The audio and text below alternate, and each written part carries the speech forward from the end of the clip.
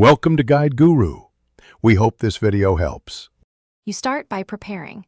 Make sure you are using an administrator account because you will change ownership and permissions. Once done, open File Explorer and navigate to the exact folder path so you don't guess. Make a quick backup of the folder to an external drive or different location. This prevents data loss if permissions changes go wrong.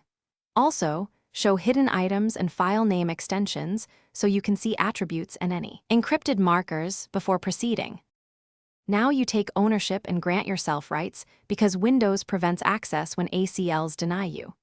Open an elevated command prompt or PowerShell. Running commands as administrator ensures the system accepts the changes. Execute takeown to claim ownership recursively, then use iCackles to grant your user full control. This modifies the folder's ACL so you can open and edit files. Make sure to replace the sample path and username with your actual values. If a file is in use, close apps or boot to safe mode. After ownership and permissions are set, try opening the folder and its files to confirm access. If files remain unreadable because they were encrypted with EFS, you must use the original user's certificate or the system's recovery agent to decrypt. Changing permissions alone won't decrypt data. If something fails, boot into safe mode and retry the steps.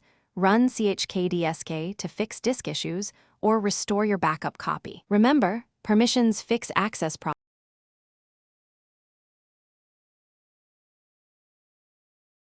Thanks for watching.